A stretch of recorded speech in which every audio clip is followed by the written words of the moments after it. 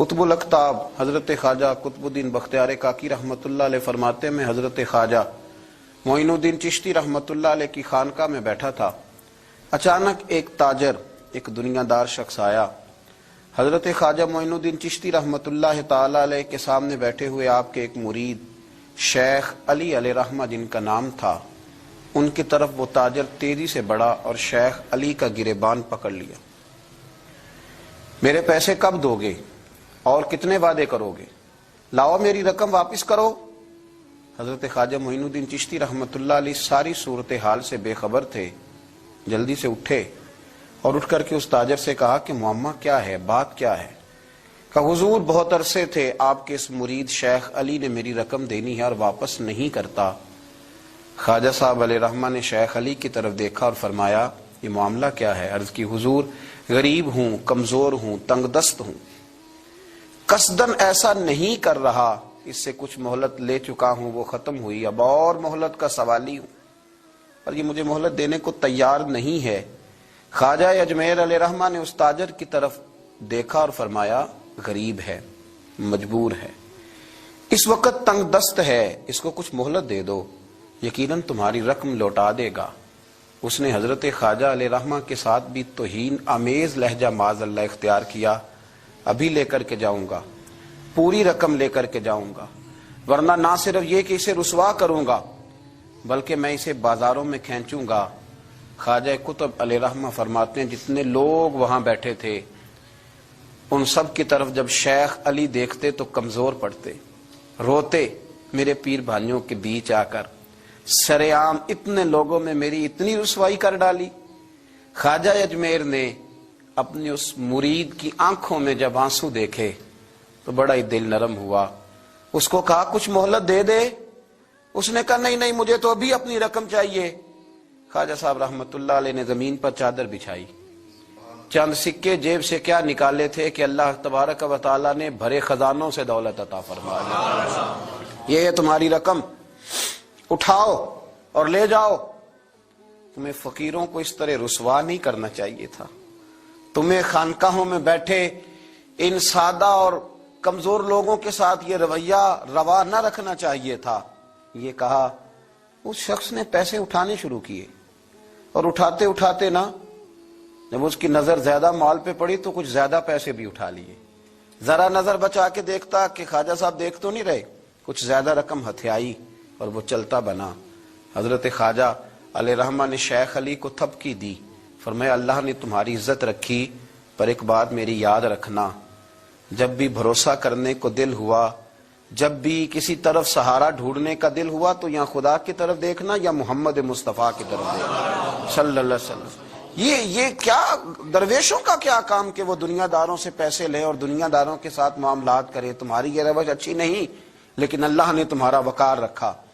خواجہ قطب کہتے ہیں وہ بات تو ختم ہو گئی، لیکن شیخ علی کے چہرے پر کئی دنوں تک افسردگی رہی، وہ ان سب لوگوں کو پلٹ پلٹ کے دیکھتے جن کے سامنے آ کے اس نے گریبان پکڑا تھا تو بیچاروں کی طبیعت بگڑتی، دل پہ افسوس ہوتا، اس کو ایسا نہ کرنا چاہیے تھا، میری غریبی کا یوں مذاق نہ اڑاتا۔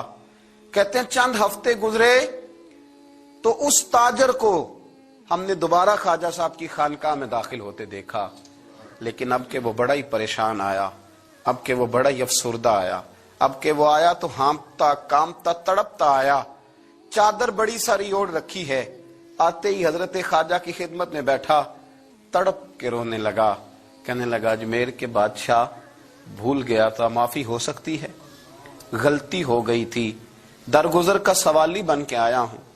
عطائے رسول ہند الولی غریب نواز رحمت اللہ تعالی علیہ فرمانے لگے پہیلیاں نہ بجھا، جو بات ہے اس کو کھول کر کے بیان کر، فقیر تیری ہر بات سننے کو اور درگزر کرنے کو تیار ہے۔ اس نے اپنا ہاتھ چادر کی اوٹ سے نکالا تو کہنے لگا حضور خشک ہو گیا ہے، اٹھتا ہی نہیں، حضور تکلیف میں ہوں، آزمائش میں ہوں۔ ہوا دراصل یہ تھا کہ میں نے نا وہ میں نے سکے اٹھاتے اٹھاتے نا آپ سے نظر بچا کے کچھ زیادہ اٹھا لیے تھے، تو آپ کی ناجائز دولت، میں نے آپ کی دولت کو ناجائز حاصل کر لیا تھا، تو حضور اس سبب سے میرا ہاتھ چھل ہو گیا، مجھے اتنے لینے چاہیے تھے جتنے میرے بنتے تھے، میں نے ناجائز پیسے لے لیے۔ خواجہ اجمیر فرمانے لگے دنیا دار ہے تو ابھی تک دنیا داری میں ہی اڑا ہوا ہے، تو دنیا دار ہے تو ابھی تک تیرا خیال سکوں میں، پیسوں میں، دھیلوں اور اشرفیوں میں اڑا ہوا ہے۔ فرمانے لگے مجھے پتا تھا تو زیادہ اٹھا رہا ہے، لیکن فقیر کے پاس جو خزانے ہیں وہ اس کے ذاتی نہیں، وہ رب کریم کے دیے ہوئے ہیں۔ اللہ کے خزانوں میں سے کوئی لے گیا تو لے گیا، لیکن تو یہ کیا سمجھتا ہے کہ زیادہ سکے اٹھانے کی وجہ سے تیرا ہاتھ چھل ہوا ہے؟ یہ اس لیے تیرا ہاتھ خشک ہو گیا ہے کہ تو نے ایک فقیر اور درویش کو بھرے مجمع کے اندر رسوا کر ڈالا تھا۔ تیرا زیادہ پیسے لینے کی وجہ سے ہاتھ کمزور نہیں پڑا، بلکہ وہ جو تو نے اس غریب کے گلے میں ہاتھ ڈالا تھا اور اسے رسوا کر ڈالا تھا، تو کیا سمجھتا ہے وہ لاوارث ہے؟ اگر وہ کمزور ہے، تنگ دست ہے، تو بندہ تو رب کریم کا ہی ہے نا۔ جو تاجر، سیٹھ، نواب اور ذمہ دار کا رب ہے، غریبوں کا بھی وہی رب ہے، ان مسکینوں کا بھی وہی رب ہے، ان کمزوروں کا بھی وہی رب ہے۔ کہنے لگا حضور معافی کا سوالی ہوں۔ فرمایا اٹھ کے جا اور بڑے مجمع میں جا کے ایک دفعہ اس درویش سے معافی مانگ، مجھے امید ہے عرش کا رب تیرے سارے گناہ معاف فرما دے گا۔ ایک دفعہ معافی مانگ لے، جا سوال کر لے۔ وہ شیخ علی کے سامنے آ کے کھڑا ہوا، وہ کہنے لگا اگر آپ معاف کر دیں تو میری تکلیف دور ہو جائے گی۔ شیخ علی کی آنکھوں میں چھم چھم آنسو برسے۔ کہنے لگا آپ نے معاف کیا کہ نہیں کیا؟ کہنے لگے یار تو تاجر ہے، تو ذمہ دار ہے، تیرے دل میں پتہ نہیں کیا تصور ہے، پر میں نے تو معاف کرنا ہی ہے، اس لیے کہ نہ میں تاجر ہوں، نہ میں ذمہ دار ہوں، نہ میں دنیا دار ہوں، میں تو غریب نواز کا ماننے والا ہوں۔ میری مجبوری یہ ہے کہ جس شخص کا میں نوکر ہوں نا، اس نے سکھایا ہی معاف کرنا ہے، جس کے در دولت پہ میں رہتا ہوں انہوں نے درگزر کرنا سکھایا ہے۔ ادھر جب معافی ہوئی تو خواجہ اجمیر نے تھپکی بھی دی، دعا بھی فرمائی، رب کریم نے شفا عطا فرما دی۔ تو خواجہ اجمیر فرمانے لگے میاں جا، تیری تندرستی ہوگی، چلا جا۔ کہنے لگا حضور اب کس نے جانا ہے، اب تو میں تیری دہلیز پہ جھاڑو دیا کروں گا۔